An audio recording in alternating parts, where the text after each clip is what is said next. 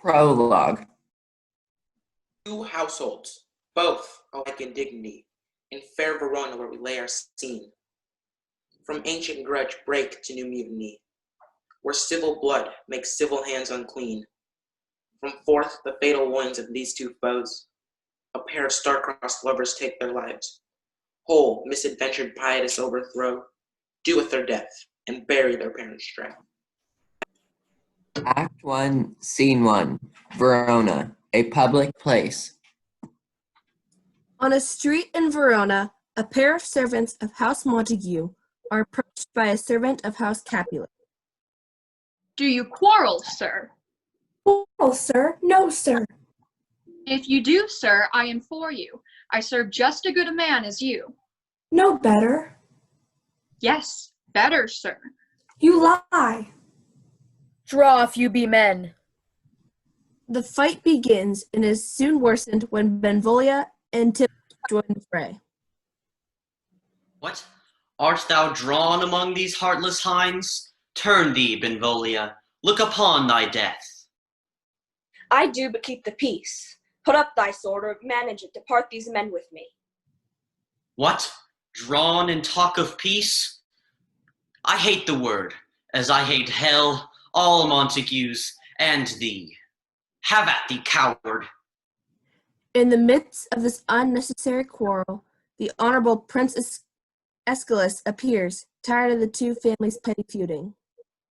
Rebellious subjects, enemies to the peace, throw your mistempered weapons to the ground and hear the sentence of your moved prince. 3 civil brawls bred of an airy word by thee, old Capulet and Montague, have thrice disturbed the quiet of our streets. If you ever disturb our streets again, your lives shall pay the forfeit of the peace. For this time, all men depart. And Montague, come with me, and Capulet, come you this afternoon. To know our further pleasure in this case, once more on pain of death, all men depart. Once the main aggressors of the fight disband, Lady Montague asks after her son's whereabouts. Romeo has been nowhere to be seen all day. It seems that a bout of unrequited love has driven him from the watchful eyes of friends and family. Oh, where is Romeo? Saw you him today? Right glad I am he was not at this fray. Madam, an hour before the worship sun peered forth the golden window of the east, a troubled mind drave me to walk abroad, where, underneath the grove of sycamores, so early walking did I see your son. Towards him I made, but he was ware of me, and stole into the covert of the wood. Many a morning hath he there been seen, with tears augmenting the fresh morning dew. Black and pretentious must this humour prove, unless good counsel may the cause remove. My noble aunt, do you know the cause? I neither know it, nor can learn of him. Have you importuned him by any means? Both by myself and many other friends, but he his own affections counsellor. See where he comes. So please you, step aside. I'll know his grievance, or be much denied. Oh, teach me, cousin, how I should forget to think. By giving liberty unto thine eyes, examine other beauties. At this same ancient feast of Capulet supped the fair Rosaline whom thou so lovest, with all the other admired beauties of Verona. Go thither, and with unattainted eye compare her face with some that I shall show, and I will make thee think thy swan a crow. One fairer than my love. The all-seeing sun ne'er saw her match since first the world begun. I'll go along, no such sight to be shown, but to rejoice in splendor of mine own. Act 1, Scene 2 and 3, The House Capulet. Lord Capulet and Paris meet, and Paris presents his suit to marry Juliet, the lord's fair daughter. Lord Capulet suggests Paris wait just a little longer. In another room, Lady Capulet finds Juliet to tell her of her proposed marriage to Paris. This is the matter. Nurse, give leave a while. We must talk in secret. Nurse, come back again. I have remembered me. Thou'st hear our counsel. Thou knowst my daughter of a pretty age. Faith, I can tell her age in 2 hours. She's not 15. Even or odd of all the days in the year, come Lammas Eve at night shall she be 14. Susan and she, God rest all Christian souls, were of an age. Well, Susan is with God, she was too good for me. But as I said, on Lammas Eve at night shall she be 14. That shall she, Mary, I remember it well. 'Tis since the earthquake now 11 years, and she was weaned, I never shall forget it, of all the days in the year upon that day. My lord and you were then at Mantua. Nay, I do bear a brain. For then she could have stood alone. Nay, she could have run and waddled all about, for even the day before she broke her brow. And then my husband, God be with his soul, he was a merry man, took up the child. Yea, quoth he, dost thou fall upon thy face? Thou wilt fall backward when thou hast more wit, wilt thou not, Jewel? The pretty wretch left crying, and said, I, oh, to see now how a jest shall come about. I warrant, and I should live 1,000 years, I never should forget it. Wilt thou not, Jewel, quoth he, and pretty fool it stinted, and said, I. Enough of this. I pray thee, hold thy peace. Speak briefly. Can you like of Paris' love? Oh, look to like, if looking liking move. But no more deep will I endart mine eye than your consent gives strength to make it fly. Act 1, Scene 4. A street in Verona.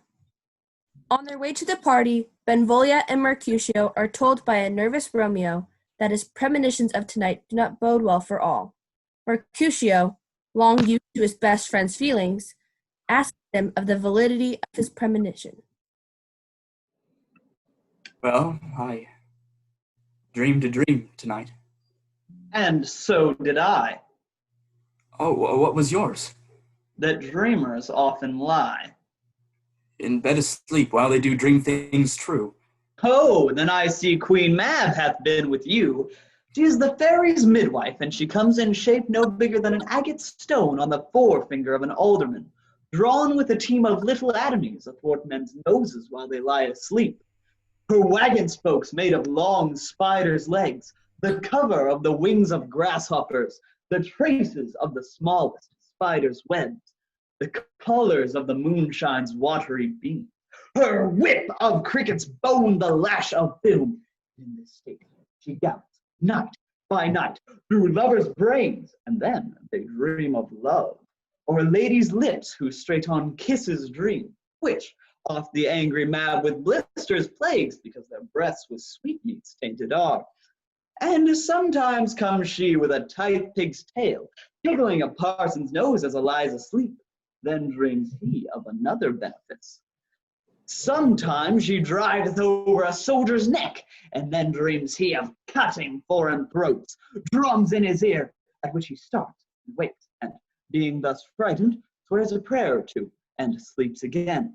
This is the hag, when maids lie on their backs, that presses them and learns them first to bear, making them women of good carriage. This is she. Peace, Mercutio, peace. Thou talk'st of nothing. Supper's done, and we shall come too late. But I fear too early. Still, for my mind misgives some consequence, yet hanging in the stars. Shall bitterly begin his fearful date with this night's revels, and expire the term of the despised life closed in my breast by some vile forfeit of untimely death. But he that hath steerage of my sail, direct my course.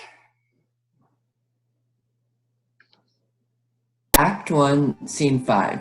A hall in Capulet's house. The lavish party begins, and the guests are welcomed by the affable Lord Capulet. Welcome, gentlemen. Ladies that have their toes unplagued with corns will have a bout with you. Aha, my mistresses, which of you all not deny to dance? She that makes dainty, she I'll swear hath corns. Am I come near ye now? Welcome, gentlemen. I have seen the day that I have worn a visor, and could tell a whispering tale in a fair lady's ear. Such as would please. 'Tis gone, 'tis gone, 'tis gone. You are welcome, gentlemen. Come, musicians, play. Romeo spies from across the room the beautiful Juliet, and all thoughts of Rosaline quickly depart. Oh, she doth teach the torches to burn bright. It seems she hangs upon the cheek of the night like a rich jewel in an Ethiop's ear. Beauty too rich for use, for earth too dear. So shows a snowy dove trooping with crows, as yonder lady o'er her fellows shows. My heart loved till now, forswear its sight, for I ne'er saw true beauty till this night. With his best foot forward, Romeo unwittingly approaches the daughter of his sworn enemy. This by his voice should be a Montague. What dares the slave come hither covered with an antic face, to fleer and scorn at our solemnity? Why, how now, kinsman? Wherefore storm you so? Uncle, this is a Montague, our foe, a villain that is hither come in spite, to scorn at our solemnity this night. Young Romeo, is it? 'Tis he, that villain Romeo. Untent thee, gentle coz, let him alone. He bears him like a portly gentleman, and, to say truth, Verona brags of him to be a virtuous and well-governed youth. I would not for the wealth of all the town here in my house give him disparagement.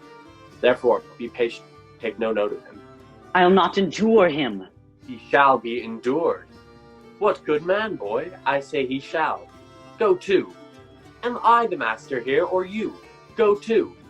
You'll not endure him. You'll make a mutiny among my guests. I will withdraw, but this intrusion shall now seeming sweet convert to bitter gall.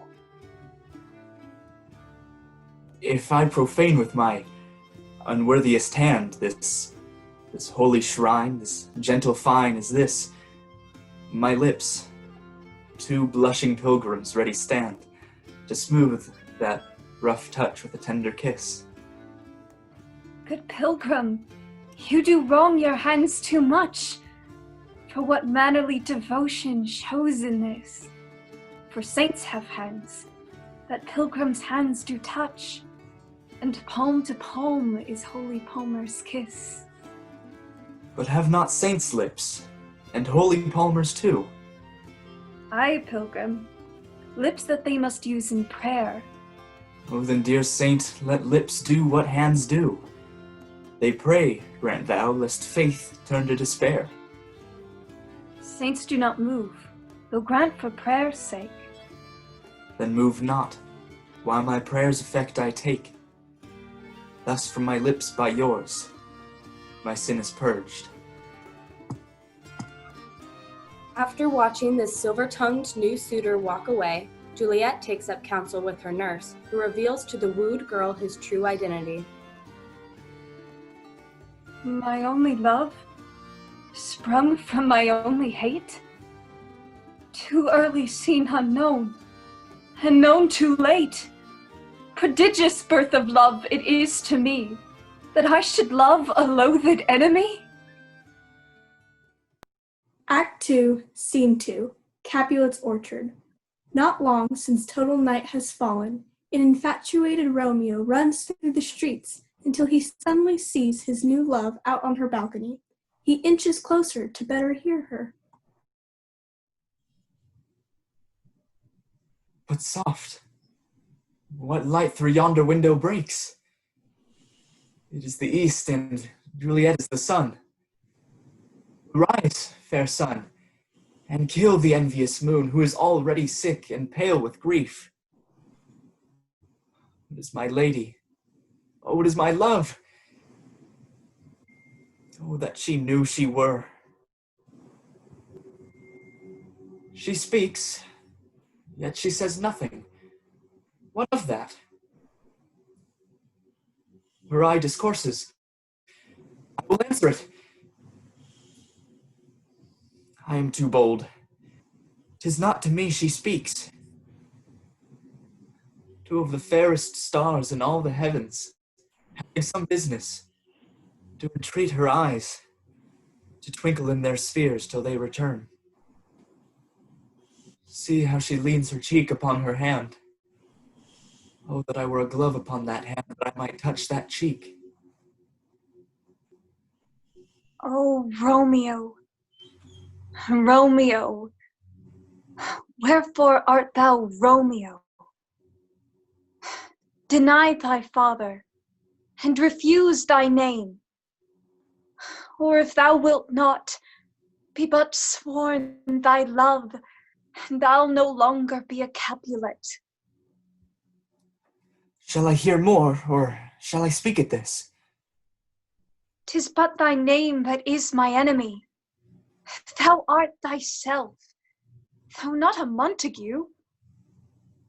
What's a Montague? It is nor hand, nor foot, nor arm, nor face, nor any other part belonging to a man. Oh, be some other name. What's in a name? That which we call a rose, by any other name would smell as sweet. So Romeo would, were he not Romeo called, retain that dear perfection which he owes without the title. Romeo, doff thy name, and for that name, which is no part of thee, take all myself. Romeo steps into view of Juliet and climbs the balcony to profess his love for her. The wise, skeptical Juliet, however, must hear it again. Dost thou love me? I know thou wilt say aye, and I will take thee at thy word. But if thou swearest, thou mayest prove false. At lovers' perjuries then say, Jove laughs. O gentle Romeo, if thou dost love, pronounce it faithfully. Or if thou think'st I am too quickly won, I'll frown, and be perverse, and say thee nay, so thou wilt woo. But else, not for the world. O lady, by yonder blessed moon, I swear. Oh, swear not by the moon, the inconstant moon, that monthly changes in her circled orb, lest that thy love prove likewise variable. Ever the romantic, Romeo convinces Juliet, mere seconds before she must go, to take his hand in holy matrimony. Oh, wilt thou leave me so unsatisfied? What satisfaction canst thou have this night? The exchange of thy love's faithful vow for mine. By and by I come. At what o'clock tomorrow shall I send for thee? At the hour of 9. Good night, good night. Parting is such sweet sorrow, that I should say goodbye till it be morrow. Sleep dwell upon thine eyes, and peace in thy breast. Would I were sleep and peace, so sweet to rest. Hence I will to my ghostly father's cell, his help to crave, my dear hap to tell. Act 2, Scene 3. Friar Lawrence's cell. Romeo hurries to the cell of his friend and confidant, Friar Lawrence, and tells him all about Juliet. Be plain, good son, and homely in thy drift. Riddling confession finds but riddling shrift. Then we met, we wooed, and made exchange of vow. I'll tell thee as we pass, but this I pray, that thou consent to marry us today. Holy Saint Francis, what a change is here! Is Rosaline, whom thou didst love so dear, so soon forsaken? Young men's love then lies not truly in their hearts, but in their eyes. What a deal of brine hath washed thy sallow cheeks for Rosaline? And art thou changed? Pronounce this sentence then. Women may fall when there's no strength in men. I pray thee, chide not. She whom I love now doth grace for grace and love for love allow. But come, young waverer, come go with me. In one respect I'll thy assistant be. For this alliance may so happy prove to turn your household's rancor to pure love. Oh, let us hence. I stand on sudden haste. wisely and slow. They stumble that run fast. After attempting to tame Mercutio's impolite tongue, Romeo discusses his plans for marriage with Juliet's nurse. Romeo informs Nurse that if he is to be married to his love, then Juliet must meet him at Friar Lawrence's cell. Nurse grudgingly approves of Romeo and warns him of a possible enemy he may find in Sir Paris. Act 2, Scene 5, Capulet's Orchard. Juliet impatiently awaits her nurse in her richly furnished bedroom. The clock struck 9 when I did send the nurse. In half an hour she promised to return. Perchance she cannot meet him. Oh, that's not so. Oh, she is lame. Love's herald should be thoughts. Had she affections and warm youthful blood, she would be as swift in motion as a ball. But old folks, some feign as they were dead, unwieldy, slow, heavy, and pale as lead. Oh God, she comes. Now, good sweet nurse. Oh Lord, why look'st thou so sad? Though news be sad, yet tell them merrily. I am a-weary. Give me leave a while. Fie, how my bones ache. What a jaunt have I had. I would thou hadst my bones, and I thy news. Nay, come, I pray thee, speak. Good nurse, speak. Jesu, what haste? Can you not stay a while? Do you not see that I am out of breath? How art thou out of breath when thou hast breath to say to me that thou art out of breath? Oh, what says he of our marriage? What of that? Lord, how my head aches. What a head have I? It beats as it would fall in 20 pieces. Beshrew your heart for sending me about to catch my death with jaunting up and down. Sweet, sweet, sweet nurse, what says my love? Your love says, like an honest gentleman, and a courteous, and a kind, and a handsome, and I warrant a virtuous. Where is your mother? Where is my mother? Why, she is within. Where should she be? How oddly thou repliest. Your love says, like an honest gentleman, where is your mother? Oh, God's lady dear, are you so hot? Mary, come up, I trow. Is this the poultice for my aching bones? Henceforward, do your messages yourself. Here's such a coil. What says Romeo? Have you got leave to go to shrift today? I have. Then hie you hence to Friar Lawrence's cell.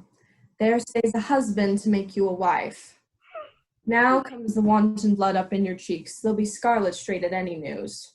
Hie you to church, go. I'll to dinner. Hie you to the cell. Honest nurse, farewell. Act 2, Scene 6, Friar Lawrence's cell. This new day is fateful in many ways, not the least of which is that Romeo and Juliet hear wedding bells in naught but their own ears. Friar Lawrence and Romeo wait for the third at the variable altar in the old man's cell. So smile the heavens upon this holy act, that after hours with sorrow chide us not. Amen, amen. Oh, but come what sorrow can, for it cannot countervail the exchange of joy that one short minute gives me in her sight. Do thou but close our hands with holy words. These violent delights have violent ends, and in their triumph die like fire and powder, which as they kiss consume. The sweetest honey is loathsome of its own deliciousness, and in the taste confounds the appetite. Therefore love moderately. Here comes the lady, oh so light of foot, will never wear out the everlasting flint. Ah, Juliet, if the measure of thy joy be heaped like mine, and that thy skill be more to blazon it, then sweeten with thy breath this neighbor air. They are but beggars that can count their wealth. But my true love has grown to such excess, I cannot sum up some of half my wealth. Come, come with me, and we shall make short work. For by your leaves you shall not stay alone, till Holy Church incorporate two in one. Act 3, Scene 1, a public place. Under the watchful eyes of the public square, Mercutio and Benvolio attempt to avoid the Capulets. I pray thee, good Mercutio, let's retire. The day is hot, the Capulets abroad, and if we meet, we shall not skip a brawl. For now, these hot days is the mad blood stirring.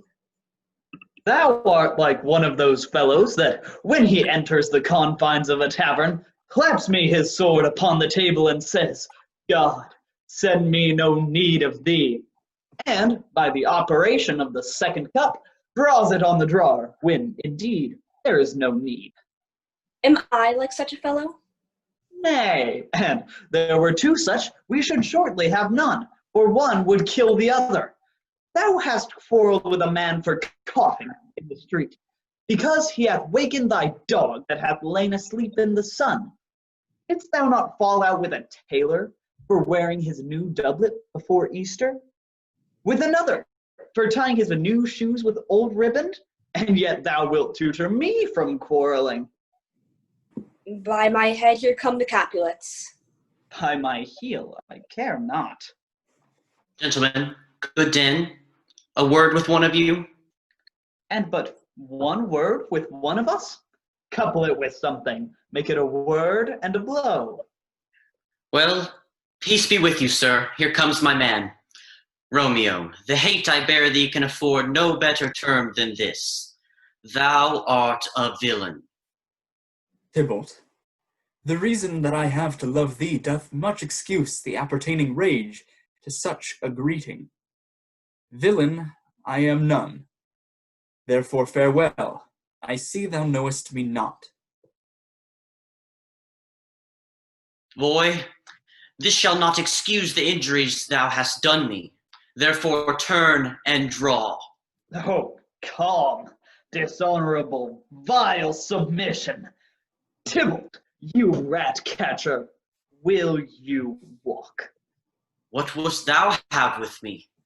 Good king of cats, nothing but one of your 9 lives, that I mean to make bold withal, and, as you shall use me hereafter, dry beat the rest of the 8.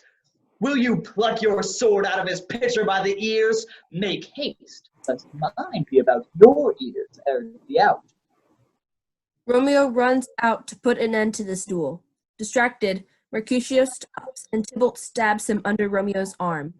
Immediately, seeing what he has done, Tybalt flees in panic. I am hurt, a plague of both your houses. Is he gone, and hath nothing? What, art thou hurt? Aye, a scratch. Marry, 'tis enough. Where's my page? Go, villain, fetch a surgeon. Courage, man, the hurt cannot be much. No, 'tis not so deep a well, nor wide a church door, but 'tis enough. 'Twill serve. As for me tomorrow, when you shall find me a grave man. A plague of both your houses. Sounds. A dog, a rat, a mouse, a cat, to scratch a man to death. Why the devil came you between us? I was hurt under your arm. I thought all for the best. Help me into some house, Benvolio, or I shall faint. A plague of both your houses. They have made worms and meat of me, I have it. Soundly too, your houses. Oh, Romeo. Romeo, brave Mercutio's dead. This day's black fate on more days doth depend. This but begins the woe, others must end. Here comes the furious Tybalt back again. Alive, in triumph, and Mercutio slain. Now, Tybalt, take the villain back again. That late thou gavest me, for Mercutio's soul is but a little ways above our heads, staying for thine to keep him company. Either thou, or I, or both, must go with him. Thou wretched boy that did consort him here, shalt with him hence. This shall determine that. Fresh off the ire of seeing his best friend murdered, Romeo cuts through Tybalt, winning a decisive and horrible victory. Romeo, away, be gone. The citizens are up, and Tybalt here slain. Stand not amazed. The prince will doom thee death if thou art taken. Hence be gone, away. Oh, I am fortune's fool. The prince arrives at the scene with lords and ladies in tow. Where are the vile beginners of this fray? O noble prince, I can discover all, the unlucky manage of this fatal brawl. There lies the man slain by young Romeo, that slew thy kinsman, brave Mercutio. Benvolio, who began this bloody fray? Tybalt here slain, whom Romeo's hand did slay. Romeo that spoke him fair, bade him bethink how nice the quarrel was, and urged with all your high displeasure. All this uttered with gentle breath, calm look, knees humbly bowed, could not take the truce with the unruly spleen of Tybalt, deaf to peace. An envious thrust from Tybalt hit the life of stout Mercutio, and then Tybalt fled. But by and by comes back to Romeo, who had but newly entertained revenge. And to it they go, like lightning, for ere I could draw to part them, was stout Tybalt slain. And as he fell, did Romeo turn and fly. This is the truth, or let Benvolio die. And for that offense, immediately we do exile him hence. Let Romeo hence in haste, else when he's found, that hour is his last. Bear hence this body and attend our will, mercy but murders, pardoning those that kill. Act 3, Scene 2. Capulet's Orchard. Gallop apace, you fiery-footed steeds, towards Phoebus's lodging. Give me my Romeo, and when he shall die, take him, and cut him out in little stars, and he shall make the face of heaven so fine that all the world will be in love with night. Ah, here comes my nurse, and she brings news, and every tongue that speaks but Romeo's name speaks heavenly eloquence. O Lord, what news? Why dost thou wring thy hands? He's dead. He's dead, he's dead. We are undone, lady, we are undone. Alack the day, he's gone, he's killed, he's dead. Can heaven be so envious? Tybalt is gone, and Romeo is banished. Romeo that killed him, he is banished. Oh God, did Romeo's hand shed Tybalt's blood? It did, alas the day it did. Oh serpent heart, hid with a flowering face. Oh, that such vile matter was ever so fairly bound. Oh, that deceit should dwell in so gorgeous a palace. There's no trust, no faith, no honesty in men. All perjured, all forsworn, all not, all disassemblers. Blistered be thy tongue for such a wish. He was not born to shame. Upon his brow shame is ashamed to sit. Will you speak well of him that killed your cousin? Shall I speak ill of him that is my lord? Ah, poor my lord. What tongue shall smooth thy name when I, thy 3 hours' wife, have mangled it? But wherefore, villain, didst thou kill my cousin? That villain cousin would have killed my husband. My husband lives, that Tybalt would have slain, and Tybalt is dead, that would have killed my husband. All this is comfort. Wherefore weep I then? Nurse, where is my father and my mother? Weeping and wailing over Tybalt's corpse. Wash they his wounds with tears. Mine shall be spent when theirs are dry for Romeo's banishment.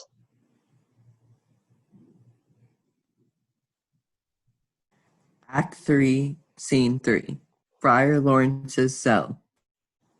Unsure of where else to turn, young Romeo rushes to Friar Lawrence's cell, seeking his wise counsel. Father, what news? A gentler judgment vanished from his lips. Not body's death, but body's banishment. Banishment? Oh, be merciful, say death. Do not say banishment. This is dear mercy, and thou seest it not? 'Tis torture, and not mercy. Heaven is here, where Juliet lives, and every cat and dog and little mouse, every unworthy thing, live here in heaven and may look on her. But Romeo may not? He is banished. And sayest thou yet that exile is not death? Thou fond madman, hear me but speak a word. Thou wilt speak again of banishment. Oh, then I see madmen have no ears. Well, how should they, when that wise men have no eyes? Let me dispute with thee of thy estate. Thou canst not speak of that thou dost not feel. Wert thou as young as I, Juliet thy love, an hour but married, Tybalt murdered, doting like me, and like me banished, then mightest thou speak. Then mightest thou tear thy hair and fall upon the ground as I do now, taking the measure of an unmade grave. All of a sudden, there is a sharp rapping at the cell door. Let me come in, and you shall know my errand. I come from Lady Juliet. Welcome, then. Oh, holy friar, oh, tell me, holy friar, where is my lady's lord? Where's Romeo? There on the ground, with his own tears made drunk. Oh, he is even in my mistress's case, just in her case. Oh, woeful sympathy, piteous predicament. Even so lies she, blubbering and weeping, weeping and blubbering. Stand up, stand and you be a man. For Juliet's sake, for her sake, rise and stand. Why should you fall into so deep an O? Spakest thou of Juliet? How is it with her? Doth she not think me an old murderer? Where is she, and how doth she? And what says my concealed lady to our cancelled love? Oh, she says nothing, sir, but weeps, and now falls on her bed, and then starts up, and Tybalt calls, and then on Romeo cries. As if that name did murder her. As that name's cursed hand murdered her kinsman. Oh, tell me, friar, tell me, in what vile part of this anatomy doth my name lodge? Tell me that I may sack the hateful mansion! Hold thy desperate hand! Art thou a man? Thy form cries out thou art. Thy tears are womanish. Thy wild acts denote the unreasonable fury of a beast. Hast thou slain Tybalt? Wilt thou slay thyself? Thy Juliet is alive. There art thou happy. Tybalt would kill thee, but thou slewest Tybalt. There art thou happy too. The law that threatened death becomes thy friend, and turns it to exile. There art thou happy. A pack of blessing lights upon thy back. Go. Get thee to thy love, as was decreed. Ascend her chamber hence and comfort her. But look thou stay not till the watch be set. For then thou canst not pass to Mantua, where thou shalt live till we can find a time to blaze your marriage, reconcile your friends, beg pardon of the prince, and call thee back with 100,000 times more joy than thou wentest forth in lamentation. Go before, nurse. Commend me to thy lady, and bid her hasten all the house to bed, which heavy sorrow makes them apt to do. Romeo is coming. But that a joy past joy calls out on me. It were a grief so brief to part with thee. Farewell. Act 3, Scene 4. A room in Capulet's house. Meanwhile, Lord Capulet prepares for his beloved daughter what he believes to be her prosperous marriage to Count Paris. Sir Paris, I will make a desperate tender of my child's love. I think she will be ruled in all respects by me. Nay, more, I doubt it not. Wife, go you to her ere you go to bed. Acquaint her here of my son Paris's love, and bid her mark you me on Wednesday next. But soft, what day is this? Monday? Well, Wednesday is too soon. A Thursday let it be.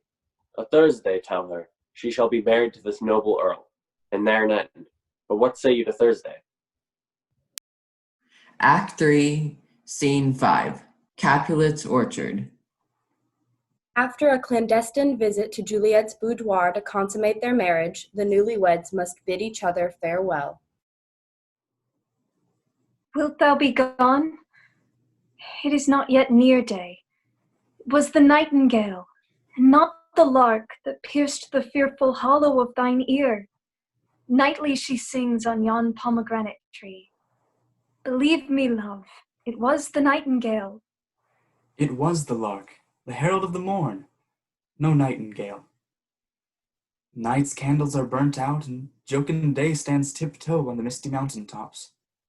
I must be gone and live, or stay and die. Yon light is not daylight. I know it, I. Therefore stay yet. Thou needst not be gone. Then let me be taken. Let me be put to death. I am content, so thou wilt have it so. I'll say yon grey is not the morning's eye, nor that it is not the lark, whose notes do beat the vaulty heaven so high above our heads. I've more care to stay than will to go. Come, death, and welcome, for Juliet wills it so. Oh, daughter, are you up? Who is it that calls? Is it my lady mother? Is she not down so late, nor up so early? What unaccustomed cause procures her hither? Why, how now, Juliet? Madam, I am not well. Evermore weeping for your cousin's death? What wilt thou wash him from his grave with tears? And if thou couldst not make him live. Therefore have done.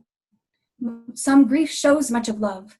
Thou weepst not so much for his death, as that villain lives which slaughtered him. What villain, madam?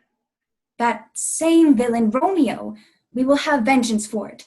Fear thou not, then weep no more. I'll send to one end Mantua, where that same banished runagate doth live, shall give him such an unaccustomed dram that he shall soon keep Tybalt company. But for now, I'll tell thee joyful tidings, girl. And joy comes well in such a needy time. Marry, my child, early next Thursday morn, that the gallant, young, and noble gentleman, the County Paris, at St. Peter's Church, shall happily make thee there a joyful bride. Now, by St. Peter's Church and Peter too, he shall not there make me a joyful bride. Here comes your father. Tell him so yourself, and see how he will take it at your hands. How now? A conduit, girl? What, still in tears? Evermore showering? How now, wife? Have you delivered to her our decree? Aye, sir, but she will none. She gives you thanks. I would the fool be married to her grave. Soft, take me with you. Take me with you, wife. How, will she none? Doth she not give us thanks? Is she not proud? Doth she not count her blessed, unworthy as she is, that we have wrought so worthy a gentleman to be her bridegroom? Good father, I do beseech thee on my knees. Hear me with patience, but to speak a word. Hang thee, young baggage, disobedient wretch. I tell thee what, get thee to church on Thursday, or never after look me in the face. God's bread, it makes me mad. Thursday's near, lay hand on heart, and you be mine, I'll give you to my friend. And you be not, hang, beg, starve, die in the streets. For by my soul I'll ne'er acknowledge thee, nor what is mine shall never do thee good. Sweet my mother, cast me not away. Delay this marriage a month, a week, or if thou wilt not, make the bridal bed in that dim monument where Tybalt lies. Talk not to me, for I will not speak a word. Do as thou wilt, for I have done with thee. Oh God, Oh, nurse, how may this be prevented? Hast thou not one word of comfort? Some comfort, nurse! Faith, here it is. Romeo is banished, and all the world to nothing, that he dares ne'er return, come back to challenge you. Or if he do, it needs must be by stealth. Then since the case so stands as how it doth, I think it best you married with the county. Oh, he's a lovely gentleman. Romeo's a dishclout to him, an eagle, madam, hath not so green, so quick, so fair an eye as Paris hath. Beshrew my very heart, I think you are happy in this second match, for it excels your first. Or if it did not, your first is dead, or 'twere as good he were, as living here, and you no use of him. Speakest thou from thy heart? And from my soul too, or else beshrew them both. Amen. What? Thou hast comforted me marvelous much. Go in, and tell my lady I am gone, having angered my father, to Friar Lawrence's cell, to make confession and be absolved. Marry, I will, and this is wisely done. I'll to the friar to know his remedy. If all else fails, myself have power to die. Act 4, Scene 1. Friar Lawrence's cell. Much as her dear Romeo did, the desperate Juliet visits with Friar Lawrence, unsure as to what she should do about her impending marriage to Paris. Oh, shut the door! And when thou hast done so, come weep with me. Past hope, past cure, past help. Hold, daughter. I do spy a kind of hope which craves as desperate an execution as that is desperate which we would prevent. If, rather than to marry County Paris, thou hast the strength of will to slay thyself, then it is likely thou wilt undertake a thing like death to chide away this shame, that copest with death himself to escape from it. And, if thou darest, I'll give thee remedy. Oh, bid me leap rather than marry Paris from off the battlements of yonder tower. Or bid me go into a new-made grave and hide me with a dead man in his shroud. Hold then. Go home. Be merry. Give consent to marry Paris. Wednesday is tomorrow. Tomorrow night look thou lie alone. Let not thy nurse lie with thee in thy chamber. Take thou this vial, being then in bed, and this distilled liquor drink thou off. When presently through all thy veins shall run a cold and drowsy humor, for no pulse shall keep his native progress, but circus. No warmth, no breath shall testify thou livest. And in this borrowed likeness of shrunk death, thou shalt continue 42 hours, and then awakest from a pleasant sleep. Now, when the bridegroom in the morning comes to rouse thee from thy bed, there art thou dead. Then, as the manner of our country is, in thy best robes uncovered on the bier, thou shalt be borne to that same ancient vault where all the kindred of the Capulets lie. In the meantime, against thou shalt awake, shall Romeo by my letters know our drift. And hither shall he come, and he and I will watch thy waking, and that very night shall Romeo bear thee hence to Mantua. Give me, tell me not of fear. Hold. Get you gone. Be strong and prosperous in this resolve. I'll send a friar with speed to Mantua with my letters to thy lord. Love, give me strength. Farewell, dear father. Act 4, Scene 2. Juliet's chamber. After visiting with Friar Lawrence, Juliet returns home to explain to her father and her nurse that the humble friar has helped her see sense. She will, from now on, do whatever her father commands and greet her wedding to Paris with grace. Scene 3. The inconstant moon shines overhead as the candles are blown out in the Capulet manner. Only Juliet and Friar Lawrence know what is to happen on this night. Good night. Get thee to bed and rest, for thou hast need. Farewell.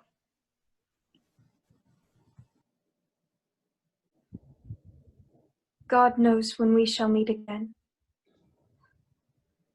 Come, Vile. What if this mixture does not work at all? Shall I be married then to Paris tomorrow? No, no. This shall forbid it. Romeo, I come. This do I drink to thee.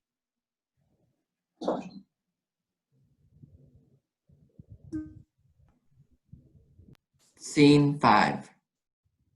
The wedding day has come, long awaited by most and long feared by some. The bride-to-be has yet to be roused by her nurse. Mistress, what mistress? Juliet fast, I warrant her, she. Why, lamb, why, lady? Fie, you slug a bed, why, love, I say. Madam, sweetheart, why, bride? Mary and amen, how sound asleep is she? I must needs wake her. Madam? What, dressed in inner clothes and down again? I must needs wake you. Lady! Alas! Alas, help! My lady's dead! Oh, well a day that ever I was born! Some aqua vitae! Oh, my lord, my lady! What noise is here? Oh me, my child, my only life. Revive, look up, or I will die with thee. Help, help, call help! For shame, bring Juliet forth, her lord has come. She's dead! Deceased, she's dead! Lack the day! Ha, let me see her. Out, alas, she's cold. Death lies on her like an untimely frost upon the sweetest flower of all the field. Is the bride ready to go to church? Ready to go, but never to return. Oh, son, the night before thy wedding day hath death lined with thy wife. There she lies, flower as she was, deflowered by him. Death is my son-in-law, death is my heir. My daughter he hath wedded. I will die and leave him all, life, living, all is death's. Accursed, unhappy, wretched, hateful day, most miserable hour that e'er time saw. Uncomfortable time, why camest thou now to murder our solemnity? Dead art thou. Alack, my child is dead. And with my child my joys are buried. All things that we ordained festival turn from their office to black funeral. Our bridal flowers serve for a buried corse, and all things change them to the contrary. Sir, go you in, and madam go with him. And go, Sir Paris. Everyone prepare to follow this fair corpse unto her grave.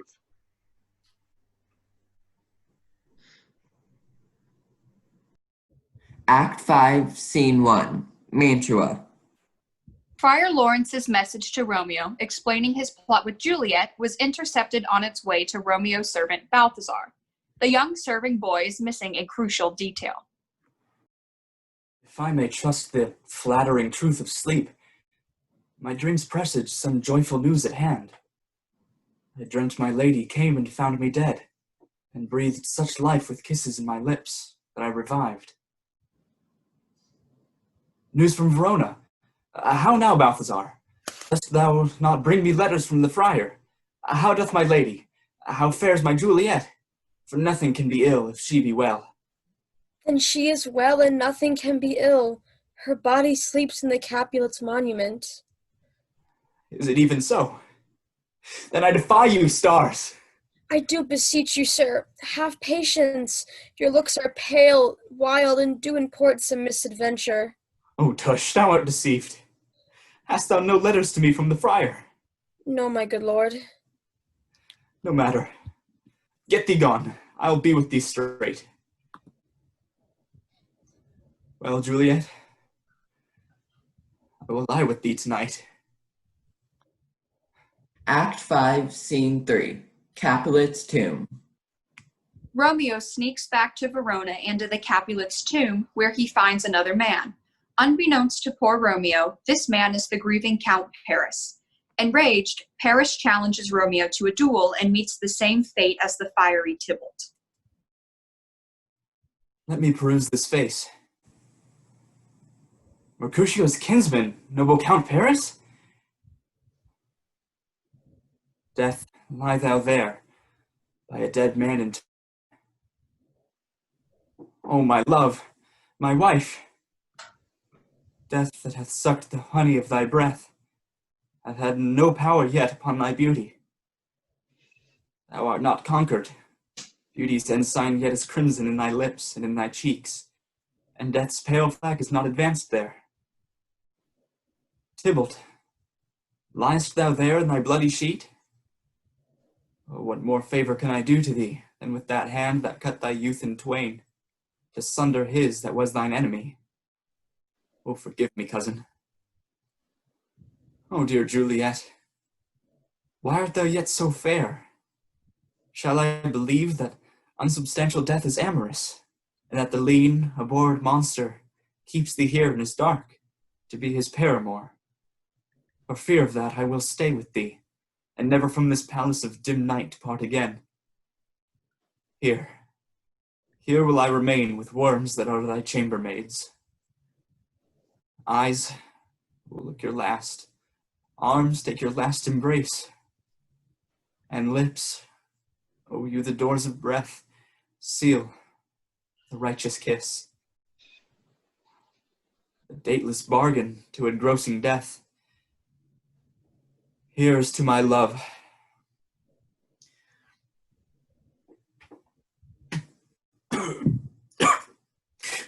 Oh, to apothecary. Thy drugs are quick. Thus with a kiss, I die.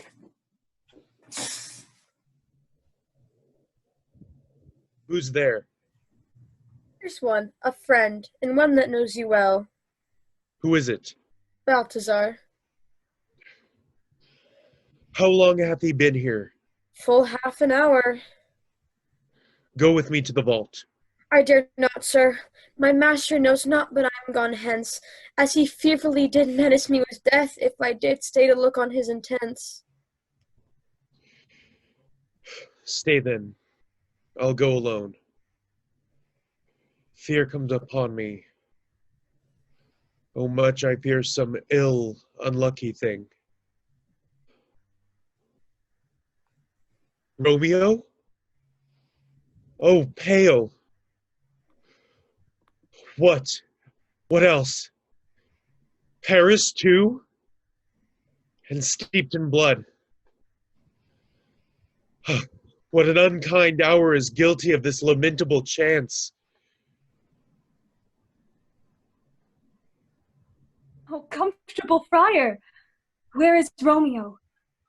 I know well where I should be, and there I am. Where is my love? Lady, come from that nest of death, contagion, and unnatural sleep. Greater power than we can contradict hath thwarted our intentions. Come away. Thy husband in thy bosom lies dead. Come, go, good Juliet. I dare no longer stay. Go. Get thee hence, for I will not away. What's here? A cup closed in my true love's hand. Poison, I see, hath been his timeless end. How churl, drunk all and left no friendly drop to help me after.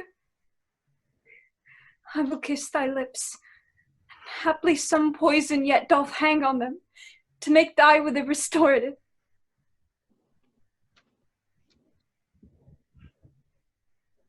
Thy lips are warm.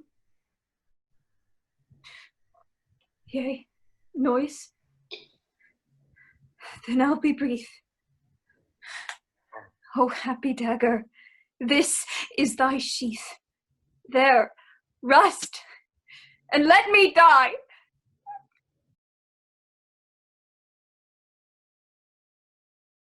A commotion is heard in the streets of the town.